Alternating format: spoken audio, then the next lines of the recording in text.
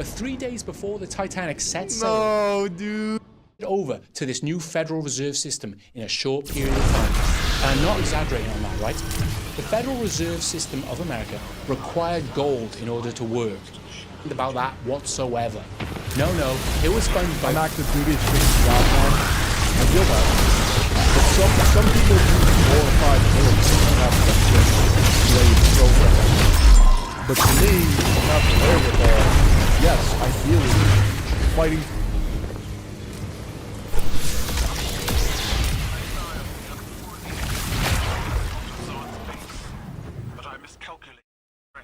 for one's country may be noble, but that's awfully simplistic and reductionist. The same bankers of Germany and the US, they funded that. They made sure that got over the line, right? Sorry, tankies. Look throughout history. Anyone that really pops up, that tries to just like rival this power, gets destroyed. Sorry, Gaddafi. You want to set up an African banking system based on the gold standard? Sorry, Gaddafi. That's just not going to work out for you. Bye-bye. Gone. Bye-bye. You're dead. Get out here, right? That's just what happens every single time. Sorry. I know I'm going off now. I keep going off. I need to stay on topic. Back to JP Morgan, because he was the guy that got the Federal Reserve System over the line. He was the guy that got it done. But unfortunately, he died in 1913. He didn't really get to see this flourish into what he wanted, right? His son did, but he didn't. So they stuck a knife in that dude's ass on TV. I'm not Gaddafi who killed. There's holes in my history knowledge that I need to be filled. That sounds a little sus. Wait, what's reductionist about fighting for your country? I just said you're not fighting for your country, you're fighting for power structures of men that hate you. You're willing to give your life for people that you will never see. Cowardly old men playing fucking geopolitics at your expense. That's kind of sad, right?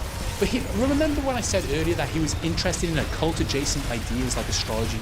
Like one of his famous quotes is, millionaires don't use astrology, billionaires do. Yeah, this is why you tune into kick.com/Philion. I hit you with that quote about 26 minutes ago. He was into that stuff. He was into Aleister Crowley adjacent stuff. He had his books. You should see his book collection. But were these other bankers also interested in these dark magic practices or Kabbalah or any sort of mysticism like this? Well, the goats of the banking system, wars for them are just population management. That's dark. So fuck the military personnel. No, I didn't say that. I did not say that. I'm just saying, when I logically break down what the military ends up being, I can't envision myself dying for another man that is not willing to fight. That is, by definition, cowardice. Real OGs of this system. Oh, so Phil hates waffles. Are the Rothschilds. People ask, like, I will never submit myself to a meat grinder. Maybe I'm the pussy. I don't know. Now, do the Rothschilds have any connection to this sort of stuff? Okay, let me take a breath. Where did the Rothschilds come from? Where did they pop off? When did they rise to power? This is a great question. Because what turned me off to a lot of conspiracy adjacent information, right? Because I'd say even like 5-10 years ago, like everyone resorts to the Rothschilds, the bankers, the Medicis, these powerful banking elites, right? My brain would always just turn off because I'm like, yo, like they just say the name and I'm supposed to know, like I'm supposed to accept that. Like let's get into the nitty-gritty details. How did this family rise to power? What do they actually do? What is their lasting legacy? Well, it was in the late 1700s in Frankfurt, Germany. Who else popped off at this time? The Juden. What else was going on in the late 1700s in Frankfurt and around that area? Frankism. Yes, Frankism in Frankfurt. What is Frankism? Well, I know a lot of people are talking about Frankism at the moment because... They are. Frankists. What is this? What is going on? I feel like Tucker Carlson. What is going on? Who are the Frankists? It's not me. What if it's you? Because of the Jeffrey Epstein files. Basically, Frankism is the worst shit ever. The worst shit ever. It all comes from this guy called Sabbatai Zevi Whoa, let's be frank. in the 1600s. Now, Sabbatai Zevi was a Jewish man that came along and said, I'm him. I'm him. I'm here. I am the Messiah of the Jewish people. I'm the guy you've been waiting for all this time, and I am now here. And then he converted to Islam very shortly after saying this. Yeah, that's true. That happened. He converted Yeah, he did. He was Ottoman. Former Jewish mystic. to Islam. I think Google says he was one of the original crypto Jews. That's what Google says. I didn't say that. That's what. Crypto Jew essentially means hiding your Jewishness, changing your name, practicing Islam while secretly maintaining Jewish beliefs. That's what Google says. But he converted to Islam. But his teachings and the stuff he said, it still had traction and was kind of a little cult that carried on from there. It was mainly rooted in the Kabbalah, right? It was mainly rooted in the Kabbalah. This dude is so cringe, literal autistic conspiracy slop man. No, I think it's highly entertaining because he knows how to tell a story. He gets my brain working and thinking. I'm firing on multiple cylinders, which is way more than any other bullshit that I have to watch on social media. And he had a little And his shirt is fire. following of this Sabbateanism, right? Sabbatean followers. And this went to this late 1700s in Frankfurt, where Jacob Frank turned up. He come up and said, I'm him. I'm the reincarnation of Sabbatai Zevi. Yeah. Yes, I'm the Messiah again, reborn. Oh, is there some You should all fucking listen one-hit to on me me? now. And my crazy Like a ideas. one-hit enemy. Now, what were his crazy ideas? Well, they were dark, right? Oh, he's getting away. A quick way of explaining this is think about this. Think about this for a moment, Hold on a That second. fucker one-shot it. right? You got the waters of heaven and you have the fuck waters 'em of up. hell. As above, so below. Do we get anything out of this? Is that what this is? Now, the quickest way to get to heaven, you would think would be to go up. Well, that's difficult. You have to do good things all the time. That kind of What does that give us? What if there's a way of going right down into the depths of the waters of Oh, hell? that's fucking lame and as there- shit, bro.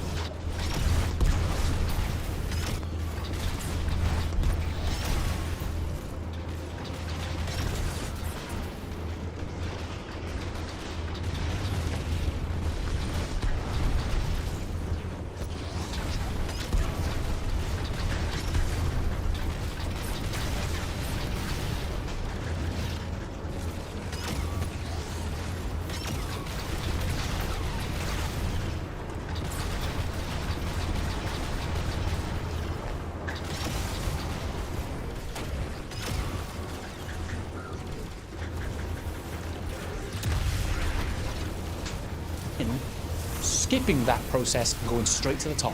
That's much easier. Much easier. Have you played the video game Fate? This is redemption through sin.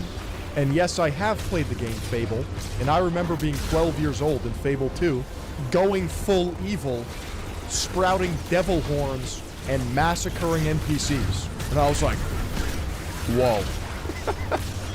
I was like, hold on. Fable, the old video game Fable, it was much easier to be an evil person than it was to be a good person, right? And that's true in life, right? That's just true in life. Being a good person is hard for most people. Well, you know, being evil is easy.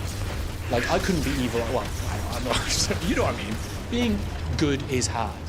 Being good is difficult, and being evil is easy. So you can just shortcut your way to the top. I want you to The name Rothschild comes from the Rosicrucians. think about it like this. Right, where's my pen? So to most of us, this doesn't make any sense. But here's a quick illustration of how this works, right? Here is the line of morality. And below it you have evil, bad, sin, hell. And above you have good, heaven, enlightenment. Redemption through sin. Freemason temples in the West to recruit elite goys into PDF file blackmail circles to accuse the people you forced into as fake revelations to gain full power. Thank you for your esoteric donation. And if you consider the idea, the Hermetic idea of as is above, so is below, this means that this is actually mirrored, and you can fold this over as so. And you can sink into the depths of hell and commit great sin and go right through into enlightenment, into heaven, like so. That was the sickest demonstration explaining a concept I've ever seen in my entire life. A morality wormhole. Now that comes from a film called Event Horizon. And if you know the film That's not what that means. It's just saying that what happens in heaven happens on earth. Event Horizon, it's kind of strange that they put something like that in there. I would say it's related, but who knows? You can also consider another film, The Truman Show. Have you seen The Truman Show? The idea that Truman is in a false reality created by people. And that is a very Gnostic idea. The idea is that our reality is actually created by the demiurge, a false god, and that we must sink into the waters of hell and then rise up the 32 steps into enlightenment. Guess who produced that? Guess who was This is blowing my fucking mind. a co-producer on that film? Richard Rothschild, of course. So you can see that these belief systems are there. Now, I just want to point out something quite quickly, actually. I'll point something out. This idea of committing great sin in order to reach enlightenment, that is a very fringe idea. Not all Jewish mystics, not all Kabbalah. Is that a real frame from Truman Show? It is, dude. How many steps is it? I actually never seen the Truman Show. 33 degrees of masonry? Yeah, I know. Yeah, I'm aware. Yeah, I get it, Chad. Like believers, not all Hermetic believers, not even occultists, really believe that you should be sinking and committing great evil in order to ascend. Accelerationists believe in something similar. Yeah, that's what I referred to earlier with O9A or Order of the Nine Angles. Satanic cult infiltrated by intelligence. They believe in doing insight rolls and committing evil to transcend. That's a very frankest fringe idea. Only a few people believe that. Not all of them. Of course. Of course. Now, were the Rothschilds really connected to these ideas, to Frankism? Well, like I said, it is a bit strange, isn't it, that the Rothschild family rose to prominence in Frankfurt. At the same time, Ava Frank and Jacob Frank were pushing the second wave of Frankism right there. And it was a very small Jewish community. It's a bit strange, right? It's a bit weird. But also, I want you to consider this as an analogy. In life, who rises to power? Who rises to the top of the pyramid? Is it people that are doing really good stuff all the time and they're getting to the top? No. It's always the flawed who are then redeemed. It's people that are doing really bad, sadistic shit, and somehow they are rising to power. They are rising to prominence. So there's something very obvious and big that we haven't talked about yet, which is Freemasonry. Of course, Freemasonry.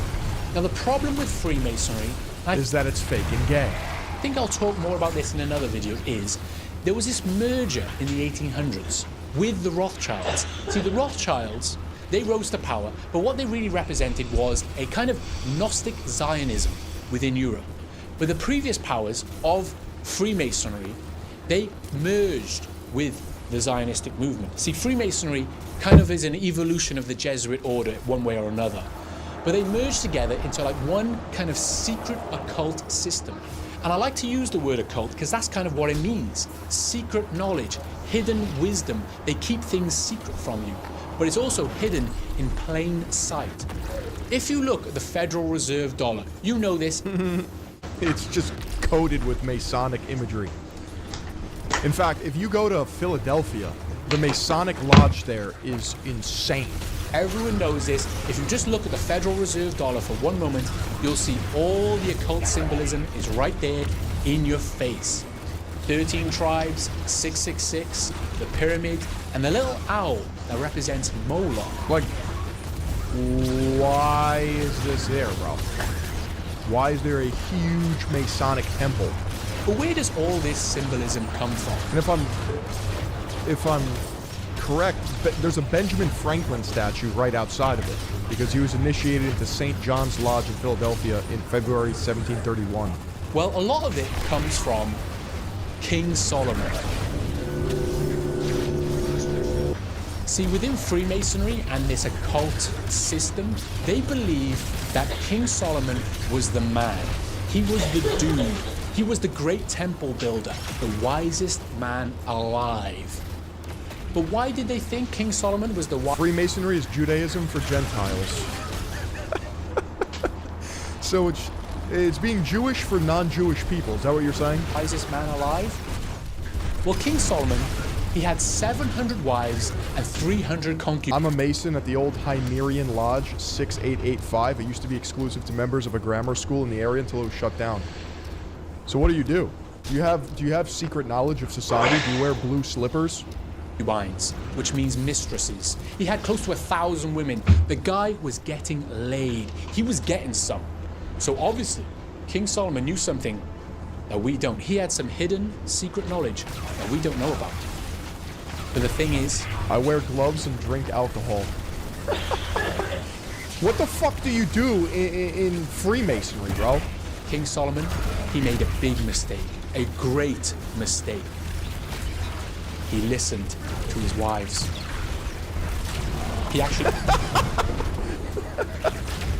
Can you imagine listening to your wife? That's insane. He listened to them. And they corrupted him. No, dude. They corrupted him with their false gods. They came to him and were like, hey, Solomon, we've got this cool Canaanite god. We think you might like him. And he embraced them. Moloch. The big one, of course, is Moloch. Moloch is the god that requires sacrifice. Bring your oldest child to me. Bring him in flames, and I will give you rewards. That's what Moloch is. He fell for the Floyd, bro. He folded for the crystal mommies. You don't want to know that the Notre Dame of Paris had Odinic chevrons and Viking gods sculpted here and there in the wood beams to try to preserve their spirituality, burned by Catholics to replace it. The god that requires a burnt offering. Can you guys explain to me that whenever I cover this stuff, the most insane people start bringing up information? I don't know what to do with that. It kind of reminds me of a Led Zeppelin song, which is funny because Led Zeppelin were greatly inspired by Aleister Crowley. And they said, lots of people talking, few of them know. The soul of a woman was created below. What was King Solomon doing? Never listen to your wife, that's crazy. All of this sounds almost too crazy to be real. And I understand, it's kind of insane. It's infuriating as well. The idea that these bankers were inspired by Freemasonry and other occult ideas in order to create this Federal Reserve system. And when you look at the dollar and you see a little owl is there, and that owl could potentially... It is weird. Why is it... They're doing it in front of your face, which is what he's talking about. It's in plain sight, but it's hidden. Why... Like listen, art goes hard. But why are there hidden fucking Masonic symbols on our legal tender? Like, what in the black magic is going on here? Satan loves bragging low-key. And when you really think about it, right? Like, our money, our tender, our fiat, our currency. This is what they're controlling. So it's like pretty much just like stamping it. Yes, we are the Devil Incorporated. Represent Moloch, the god that requires sacrifice. Consider when Alex Jones, you know Alex Jones, when he infiltrated Bohemian Grove and he witnessed all these elite people worshipping a giant owl and replicating a sacrifice to this statue. It's insane to think about, but it's also really sad because 100 million people died. Close to 100 million people died in World War bro.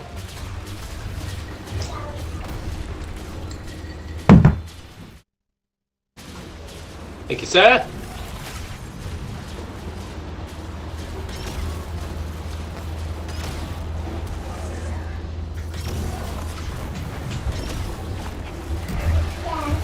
Got to lay down. Dad.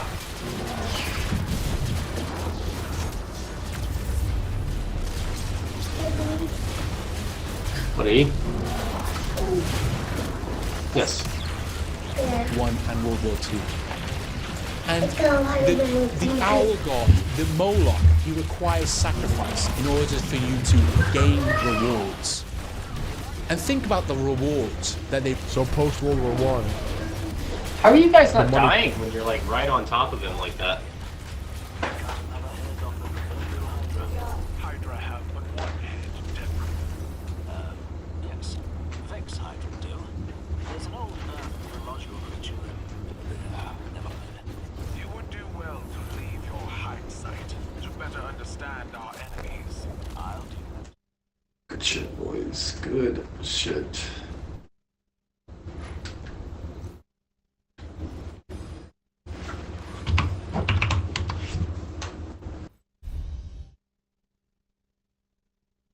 transfer from Europe to America.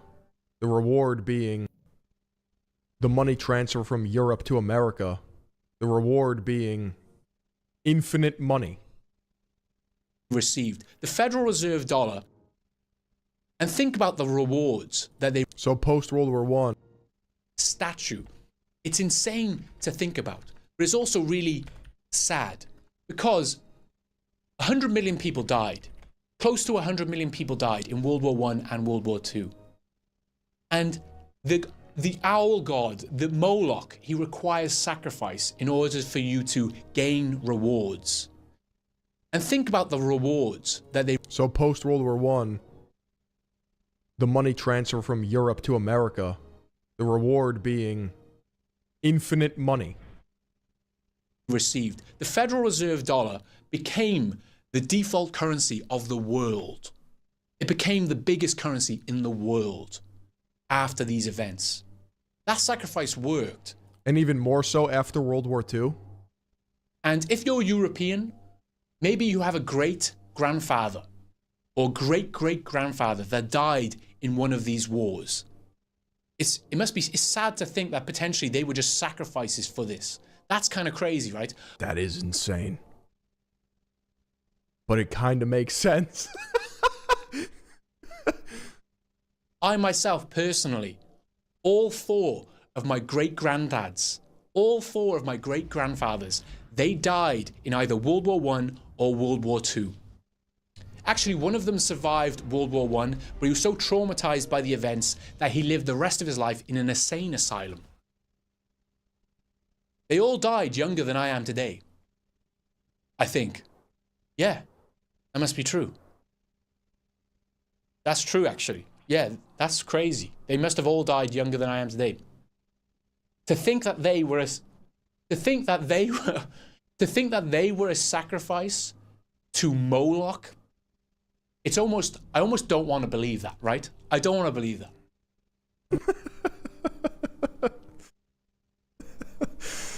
I don't want to believe it either. Someone's lying to me. I'm tired of getting lied to, bro. My grandfather was in World War II. And after the war, he got really religious. Now, I don't know if that's because he saw all of his friends and platoon members get absolutely murked. But if you abstract these ideas, if we play along with the grander idea at play here, how would one cope or combat this evil? It would be faith. That is the logical conclusion. There are no atheists in a foxhole. Now, I know a lot of you are thinking that this is some basic bitch conspiracy theory stuff, talking about the centralized banking system and the Rothschilds and the Freemasons. We know that already, Rory. We know that. I understand. But here's the point of this video. Here's what I'm getting at with this. First of all, a large part of this is these groups of people, they don't even care. Do I have a theory as to why they are allowing more noticing content on the internet nowadays? It does raise some questions. We did watch his other video that goes over a conspiracy theory. I don't ascribe to it. I think the Overton window has shifted. I think the political landscape has shifted. And I think the acceleration of the internet and digital information on social media platforms It's impossible to ignore. Meaning, if they were to clamp down and seriously censor people, it's only a matter of time before that stops working. The noticing is so you can be pigeonholed as problematic by Palantir. About occultism themselves. A large number of them, they just want to be part of a secret society, because that's where power lies a lot of the time. Have you ever played a social deduction board game like Secret Hitler? Yes. I have. A fun game. It's otherwise called Mafia. Or there's a very popular TV show called Traitors, where This is an extremely popular TV show. two people, if they work together in secret, they can beat 10 other people because they have knowledge that other people don't. If they work together in secret, they can win. And imagine that on a grander scale. That's how these secret societies work a lot of the time. And these secret societies worked together before 1914, and they created plans to consolidate wealth and power. And I would say it worked. But here's the thing, are they still around today? Well, let's look at the Jeffrey Epstein files for a moment. Let's look at some of Jeffrey's emails. Well, why do you guys think, besides Palantir pigeonholing you, unless you think that's actually the only reason, why do you think everyone is now, like, privy to the idea of noticing? Pattern recognition. The Matrix. Memes? That's a good point. You think it's a reverse psyop? Yikes. Allow one to think that they are in control. CIA meme warfare. A reverse psyop would be insane. That makes me uncomfortable. But it does make sense. It just, if that were to be true, then it's just that humans are so malleable and they're just like, we'll just fucking eat up any slop that is given to us. They're letting people say what they want so they can measure what the general opinions are. The opinions they need to know to how to suppress in the future. In his emails, he mentions a lot of these secret societies and think tanks that we've been People won't revolt if they get at least some crumbs, not go too hungry. told not to worry about. It's just conspiracy theory nonsense. He mentions, I guess he mentions the Trilateral Commission, he mentions the Bilderberg Group, he mentions the Order of the Golden Phoenix, he mentions the Bohemian Grove, where they worship an owl deity that represents Moloch, and he mentions that. But here's the big one. The Zodiac Club. Have you heard of the Zodiac Club? I have heard of it. Zodiac Club was formed in the 1800s, and it has 12 members, representing each part of the Zodiac. Now, guess who was a part of this secret society club? This JP Morgan. elite group of 12 people. JP Morgan. Oh! Nailed it! Not only that, JP Morgan and a few of the members and its representatives, they met up on Jekyll Island in 1910 to form the Aldrich Plan. In secret, what was the Aldrich Plan? It was the plan to create the Federal Reserve System. Now, I don't know about you, but when I read the Zodiac Club mentioned in Jeffrey Epstein's emails, I thought that was beautiful. The funny thing is, the club is still around today, from the 1800s. That club is still around today. The club that basically formed the Federal Reserve is still around today. But here's the thing. Within the email... How does the Titanic fall into this? Because the Titanic had 3 bankers on it that were opposed to the Federal Reserve System, and they all perished when the Titanic sank. Who owned the Titanic? JP Morgan. And his boy took out an insurance policy on it. Jeffrey refers to this club as an old man club, like a thing of a bygone era. They're not the same as they used to be. They're not this world... A good candidate for the Zodiac. As you know, it's one of those last secret societies. One of the cool ones. There are 12 members at any time, and it is still, but mostly since they're all very old, it's just dinners in exotic locations. I don't know who they are, but I know Paul Volcker is one. Conquering group of 12 people anymore. They're just old men. They're just old farts. And if you go to your local Freemason lodge, it's just a bunch of old retired police officers, retired lawyers, and businessmen. They're just a bunch of old people My local Freemason is this guy called Keith. Shout out to Keith. I tried to talk to him about Freemasonry. He doesn't want to know. He sticks to the code. You're not supposed to talk about it. Anyway. Now, do you see what I've done with this video and why I made this? There's only 12 and someone has to die for a new one to be named. So, like, do you get a planet? Do you get, like, a star? Video. Can you see what I've done? What I'm doing is I'm demonstrating that what was happening in the early 1900s is the same kind of shit that's happening today. See, with these secret societies and these bankers, I shouldn't have... You get a sign. So, like, can I be Aries? Can I be Mr. Aries, the goat? referred to them as bankers. Is that how because they that were works? Like, everyone is assigned a sign? more than that. They owned industry as a whole. They owned corporations. They were printing the money and giving it to themselves. That is the system that they created. And it's the same shit that's happening today. Yeah, what sign was Big JP? So true. Probably Virgo, because he was a fucking virgin, dude. During the pandemic in 2020, when the banks printed money like there was no tomorrow, money printer go brr, where did that money go? Did it go to me or you? You know it didn't. It went You know it didn't. to these same people. It went to these corporations. Stock prices went up when no one was working. That's what happened. You know this. And the same stuff, like the secret societies, but also the intelligence networks. Like they had potentially Aleister Crowley and Evangeline Adams and other people like that back then. We have Jeffrey Epstein and Ghislaine Maxwell. I think that's going to be my new favorite thing to say. You know this. It's just abundantly clear. It's self-evident. Dude, you know this. Well, today, it's the same stuff happening again. But here's the thing. See, these secret societies, Do these you understand? groups of people that controlled the world for a long time and controlled capital for a long time and still have a lot of power and influence today, the same sort of groups of people, they are losing their grip on this system. Can you see this?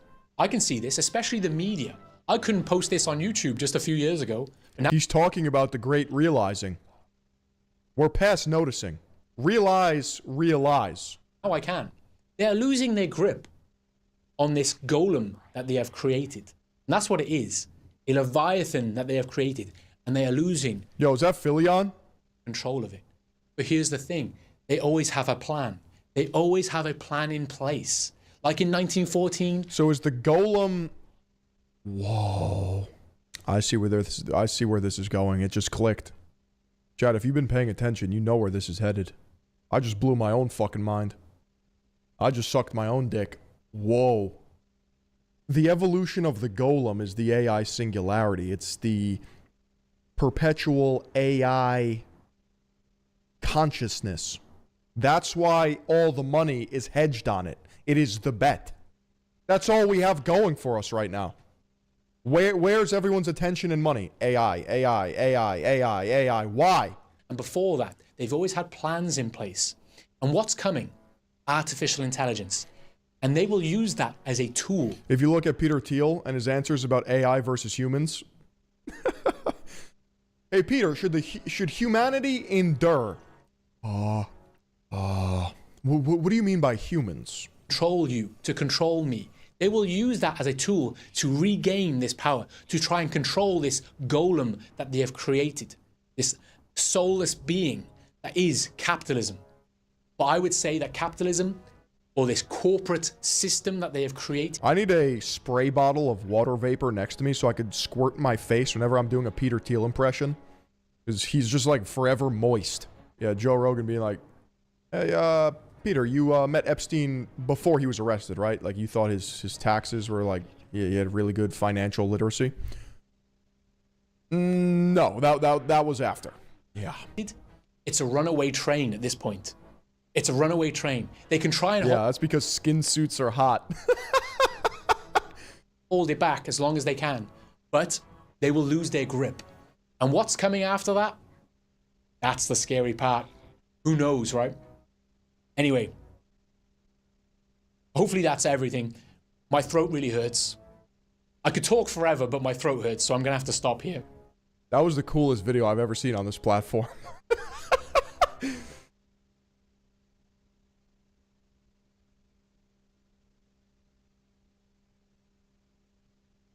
I like shiny cardboard. I do not like grading the shiny cardboard. I do not like green eggs and ham. I have said it for many moons now. I think grading cards is hooey. I know I've spitting shit about this topic for a while, but it's true. I just think it's a bunch of horseradish. You pay hundreds, sometimes thousands of dollars to grade your cards, and sometimes they get damaged. Other times, it just feels like it's truly just RNG, the roll of the dice, and it's entirely dependent on whoever's manhandling your card's mood on that given day with whatever grade they decide to dole out. To me, it just always feels inconsistent, so I just really never think that it's worth the money to get cards graded. And I know people make entire careers out of buying and selling graded cards and all of that. All power to you. I'm not your fucking dad. I'm not coming in there with a belt making you stop just because I don't like it. You do what you want to do. But there is just very real problems with the whole practice of grading cards, especially when it comes to things like PSA. And that's what we're about to talk about today. PSA is probably one of the biggest when it comes to card grading. I'm sure all of you have heard their brand name tossed around quite a bit. When it comes to card grading, they're like fucking Kleenex, where when people talk about a graded card, they usually say like PSA plus the number as opposed to like just general card grading. The same way when people talk about tissue, sometimes they say, can you get me a fucking Kleenex? Like, it's gotten to that level where they are just that big. They're kind of the top dog. But I also just really don't like them in particular. I think they're one of the worst in the card grading industry, and it's an industry I already think is full of corruption in general. And today I saw a video breaking down a wild situation where someone had an extraordinarily rare card. I'm talking less than 50 of these cards in the world, at least that are known about. It's a PSA, or was, RIP, God rest its soul, a PSA 10 Deoxys lenticular card. So basically it's 3 art in 1, and it's from over 22 years ago. There are only a handful of these out there, and the estimated price based on like recent data is around $45,000 for this card. And this individual had this card, and they wanted it to get reholdered. And when they sent it to PSA, they fucking blasted it. They annihilated that card, and what he received back was a PSA 6. What they're citing is a PSA 6, noting that it was damaged, unfortunately. And instead of like paying him what the card's actual value would be worth, they aren't willing to do that. They're instead hiding behind this fair market value number they're pulling out of their dirty rectum and offering significantly less. So I want to show you some of this video and go over this because it is very scummy from everything I can see. This is a holy grail for some Deoxys collectors. And I'll tell you, it's a grail for a reason. It's got it all. It's old and it's very exclusive. It was only given out for the release of Pokemon's 7th movie, Destined Deoxys, and only in Japan was this card given out. And it's super cool because it's the only small lenticulated card to exist. Yeah, here's an example of a lenticulated Charizard card, or what lenticulated means. The card changes depending on the angle you look at it. Here's a little video that shows you how cool this card is. This Pokemon card is actually 3 cards in 1.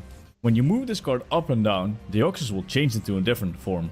This is just showing you the card itself and what makes it so rare and valuable to collectors. Lenticular shit from back in the day is actually really hype. I don't know if you can see it on camera, but right here, I actually have my original copy of Majora's Mask with the lenticular label on it. It's so fucking cool. And this is a really rare card, especially to find in a pristine condition. It's been over 2 decades. So having a PSA 10 is very, very rare. This is a sick card, and this particular card was originally graded as a 10. Originally.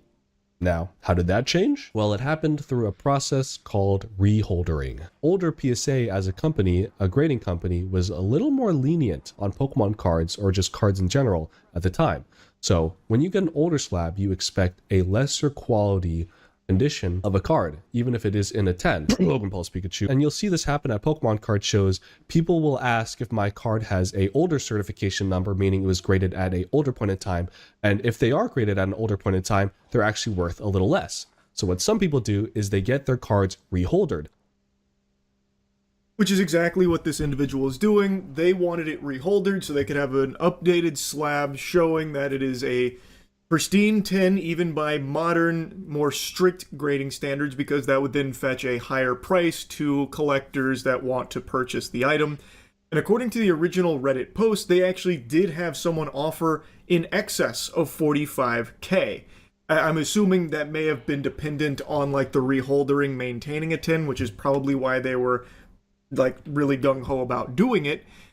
And then disaster struck. And then the Fire Nation attacked.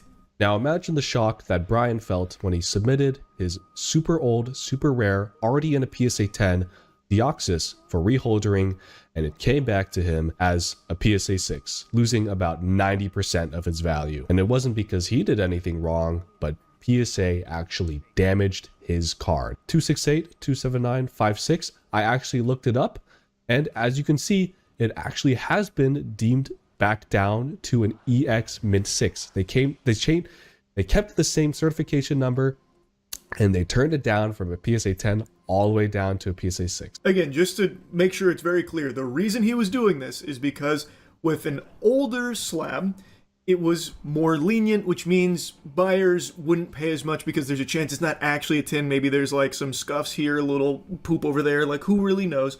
So he was getting it reholdered to update that to fetch a higher price. And what happened is, and you can see it through searching the serial number, it got regraded all the way down to a 6. And then after corresponding with PSA via email, which we're about to look at, it's because they fucked it up. They ruined it.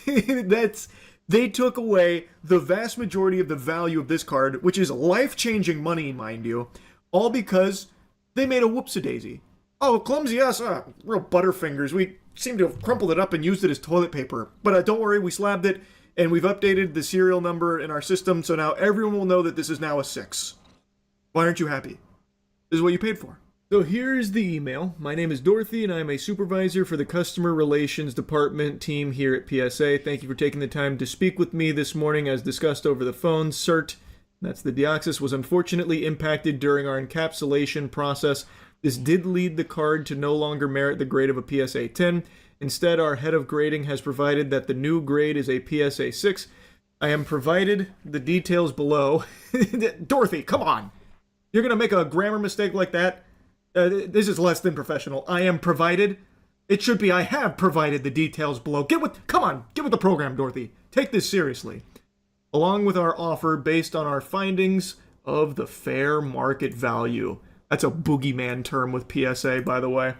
They say the description, the card, and the original 10. They confirm that it's originally a 10, and they say that the fair market value is $20,000. And here's where we're going to get some issues. They said the grade of the value of the 6 is $750, and with the ordering fees, I can't believe they included the order fee here, that it costed $190 just to destroy their card. And so they go on to say that they would like to offer the market value difference in the form of credit on an account or a check and remove their insane respective grading fee, which, oh my gosh, I can't believe you'd spend $200 just for them to rewrite a number on a card. Quick pause here, a little halftime show, because I have been screeching about that to the high heavens for so long.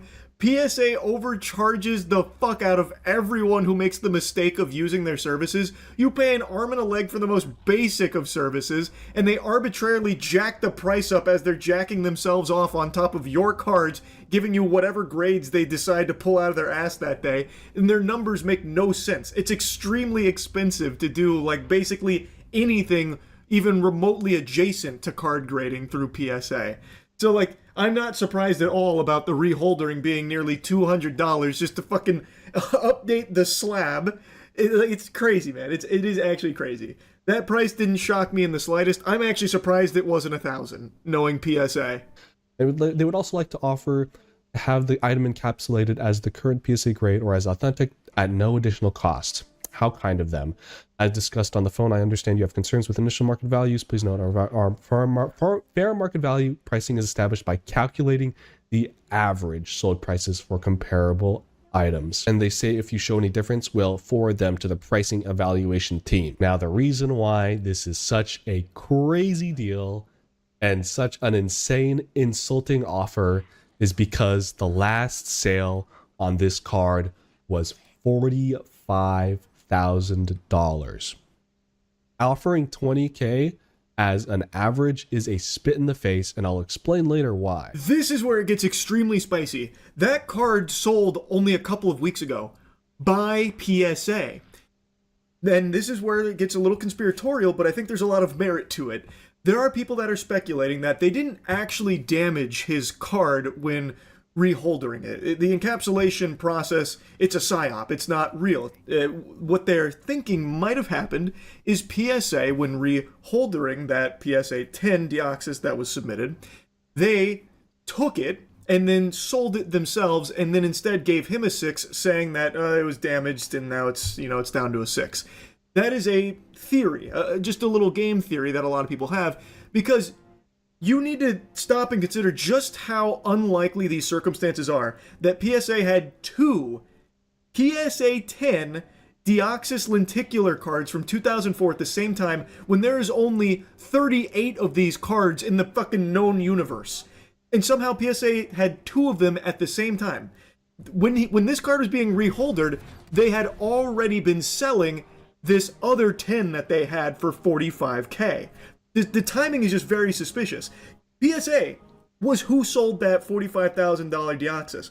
But even setting aside the conspiracy, even if that's entirely just wrong and a bunch of fiddlesticks, they have their own data to pull from for the fair market value. They, PSA, sold this exact same card, this PSA 10 Deoxys, only a matter of weeks ago for $45,000. So wouldn't basic logic stand to reason that they would view that card as $45,000? So why are they now telling this poor guy here who just lost this card now because of their incompetence that actually fair market value is about 20K, so we'll give you 19K because we're splitting the difference here with the 6 and that, when they themselves have already sold it for 45K? They should know that that is the fair market value. That's what you just fucking sold it at. So why are you feeding this guy a bunch of nonsense? Why are you blowing smoke up his butt? That's why it's been like so big. And like, well, I mean, just damaging a card this rare is already going to be a big story, but this blows up even further because of just how fishy and shady this whole thing is from PSA. They sold this exact card for 45K. Why are you now trying to turn around and say that it's only worth 20K to this individual here whom you've just ruined that exact card for? It doesn't make sense. It's weird. And the thing is, if they gave him a decent offer, I wouldn't need to make this video. They actually threatened the dude if he made it public. This is like the stuff I would expect Kevin O'Leary to write if he was on a PR team. Please let me know once you find those listings or if you choose to accept our offer. Should you choose to accept the offer, due to the offer being over $500, we would need you to sign a standard release agreement. So their excuse is that because the offer is over $500, he needs to sign a hush-hush document. If you approve the resolution as offered, you would receive an email link to the DocuSign to review and sign the agreement. Please be aware that should you accept this settlement offer, our standard settlement agreement includes a confidentiality provision. Sorry, I'm sick. My brain is fried right now. Any public disclosure of the settlement offer may result in our rescinding the offer. That's pretty stern. That's rather frank, but they do give you a nice little sweet apology at the end saying they sincerely apologize, and I think that's coming from a genuine place. Thank you so much, Dorothy, for that. Now let's get into the meat and potatoes. As he said, if it was like a decent offer, it's like, hey, we blew it here, man. We ruined your card. We'll just give you like the 45K or whatever that the card is worth. We literally just sold one, and we'll move on past this. But they don't do that. Instead, they lowball him an offer based off of just imaginary nothing math because they're trying to screw this guy over.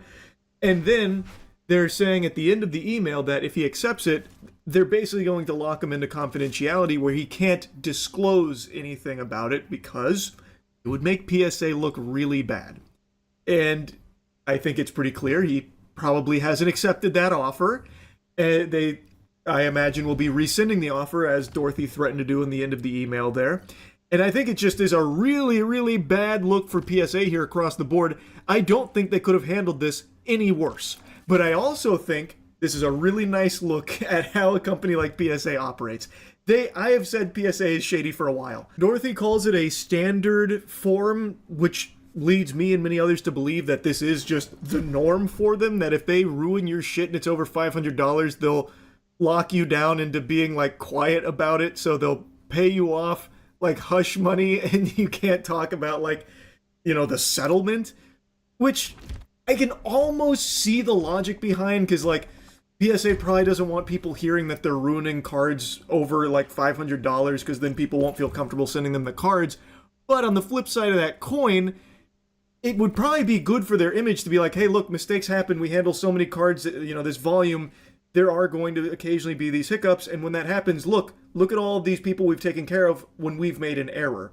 Like, I feel like you would want them to like say like, no, you know, I was upset about it initially, but then it got squared away. They gave me exactly what the card was worth. But that's clearly not how they operate. They'd rather just have it be like seemingly really lowball fair market value that they just make up poof out of nowhere based on nothing tangible. Like, it looks like what they tried to do is take really old sales of that card and then like kind of take into account their most recent sale and then find the average. But that's a stupid way of doing it because of how much the hobby and just the reselling has blown up. Like, it makes no sense why you wouldn't. Today I got to bear witness to a little bit of gaming history. An event that I'll no doubt be telling my grandparents. Nope, I said that the wrong way. An event that I will no doubt be a grandparent and still... What the fuck? It's an event that when I'm... The reason this hasn't happened sooner is just because of pure fucking luck. What the fuck? I'm getting hacked. I'm getting hacked. But I know. Sure. Can you play the game? bro, I'm getting hacked. I know, but can you play? Yeah, but it's cheating.